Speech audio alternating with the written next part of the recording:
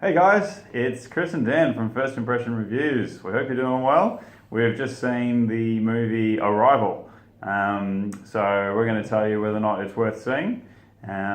So Dan, lead us off. What were you expecting when you went in? Well, obviously seen the trailer like you had, Yep. and I felt that looked like it had a pretty good cast. Mm. Amy Adams, Forrest Whitaker, Jeremy Renner. The guy looks like the brother of Jared Butler. Anyway, yes. And it's looks like kind of a modern interpretation of Close Encounters of the Third Kind. Yep. It looked promising from that perspective, though I did think it could be just another one of those alien invasion movies. You know what I mean? Yeah. So, yeah. I didn't want it to be another Independence Day. No, Put it that's that right. way. One was enough. Two was not good. I didn't see That's it. that's and I another never story. will. Yeah. Yeah. So, tell us about it. What was it about? So you can probably kind of glean a little bit from what we're talking about, but basically it's a alien ships basically land all over the world. 12 spots to be precise. Well, yeah. It's not that it matters Spoiler though. alert. 12. Yeah. And then basically the main character is Amy Adams. She plays a linguistic expert, Yep. and she's tasked with Conversing communicating with them? the aliens and Yep. trying to work out what they're doing here. Yep. So it's Which is pretty much the premise of the whole movie. Yeah, we won't go any further because spoilers will begin. Oh, we're going to talk about it eventually. though, but you mean we're not going to talk any further about spoilers? That's right. Correct. No, that's it. See you Yeah. later. That's it. Video over. So yeah, what are some of the things you liked about this? I really liked the way that through the use of visuals and sounds, it made me feel really claustrophobic and You like feeling claustrophobic? uneasy, and I just didn't know what was going on. I felt like what's going on, and not in a bad way. It's like I know that this is intending to make me feel like this, Mm-hmm. and I don't really like that I'm feeling like this, but I appreciate it. It how good it achieved is that the it desired did it. effect? Yeah. Yeah, nice. Yeah. Okay. What did you think? Yeah, well, I think the sound in particular, actually, like the soundscape, the soundtrack, was really effective. It occasionally felt a bit jarring, but it was never that bad that I was put off at all. I think that was used to great effect.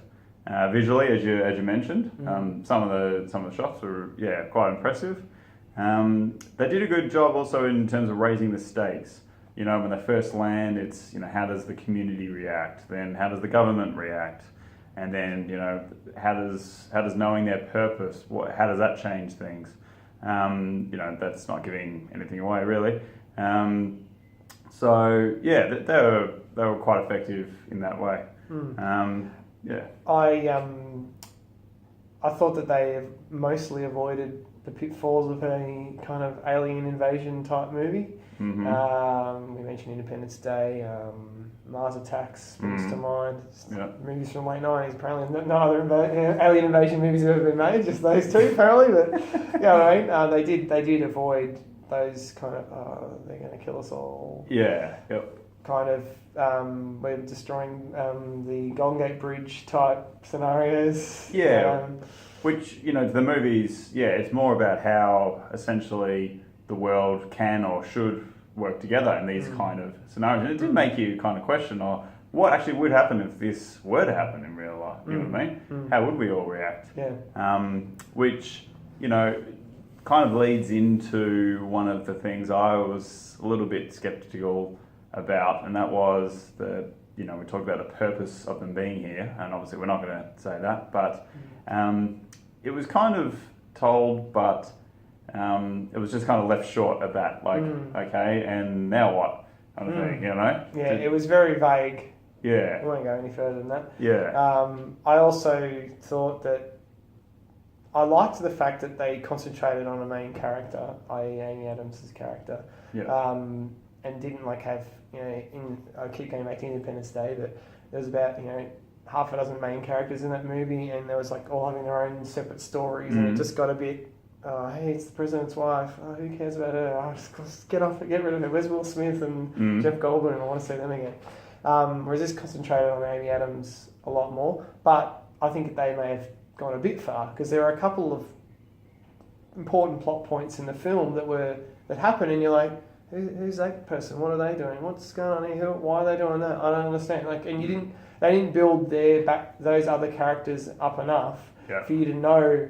Now I know why he's doing that, or she's doing that, or they're doing that, and and I felt that was they all had a bit too much of a blinder on the Amy Adams character. But speaking of characters, in terms of the lack of depth that they gave them, that leads into another con, which was a few pointless moments in a way. There's an incident halfway through that is caused by some characters we pretty much know nothing about, and there's no ramifications for it. Yeah. It's like, what is the point of having that in there? Yeah. And it's a big moment. Like, there could be, all sorts of outcomes for that, but no, nothing happened with that. And just I want to quickly run on a little technical thing that annoyed me, and it's been happening for probably 15, 20 years now, but for some reason now every film has all this colour grading done to it, and it's like, the film just felt so drab and just grey and just depressing, and I know that was part of making you feel the way I felt, but I just felt they went a bit far with it. Did you feel down and out when you walked out though? No, but like it wasn't. It was just I just didn't like the artistic choice of making it the amount. Like, this is probably I've never seen a movie so colour grade. It was just so strongly, like, even like the famous example is The Matrix. Where it's green in the Matrix and blue in the real world. Yeah. But it was worse than that almost in a lot of ways. And there were some flashback scenes, and they were just really yellowy and washed out. And I thought too much. Just let the camera do the talking. You don't have to keep obsessing with this kind of thing. It's become a bit of a trend. I guess we pick up different things because I noticed it to a degree, but it certainly didn't bother me, I guess, in any way. I'll tell you one thing that did bother me though. Right at the start, when Forrest Whitaker's character is trying to get Amy Adams on board, get her help, and he goes in basically, we need you, you're the best, blah blah. And she's like, oh, okay, no worries, I'll come along. I'll need to be there though. And he's like, hey, it's not a negotiation. Storms out. What, do you want her or not? And then the test that she uses to ensure that she's the right person is stupid. Silly, which makes me wonder, like, when they screen these, like test screenings to the execs and whatever, how do they not pick up on this crap along the way? You know what I mean? Oh, you can't expect perfect, but no movie's perfect, but certain things like this. Anyway. So wrapping up, I noticed we're running a bit long on time, so that's right. They're still listening. We hope, don't we? Thanks, Dad. Thanks for our three friends. So I think in terms of whether I would recommend this film or not, I definitely would recommend you go see it. You're going 2 thumbs up? I am going 2 thumbs up. Okay. Because it's a sci-fi film, but it's a thinking person's sci-fi film. So that it's kind of, there are things about it that you could replace the aliens with something else, like a foreign force or an alternate religion or something, and you could basically have the same movie. So it's sci-fi, but it's also got some traditional kind of drama, xenophobic aspect. Oh, I don't know who they are. They're not some more like human us. elements. So 2 thumbs up for me. All right, that's interesting because I am going 2 thumbs up as well. Oh, really? Had you there for a second. I'd definitely say it's worth seeing, and it's worth your time and or money if you're going to see it at the cinema, provided it's still out. It's taken us a few weeks to go see this one, so. Anyway, let us know in the comments if there's a movie you want us to review, in case you want to know if it's worth your time going to see, or even a TV show, who knows. Anything else you'd like to say now before we wrap up? No, not really, that'll do. Okay, well, that was useful. We'll see you next time. See you next time.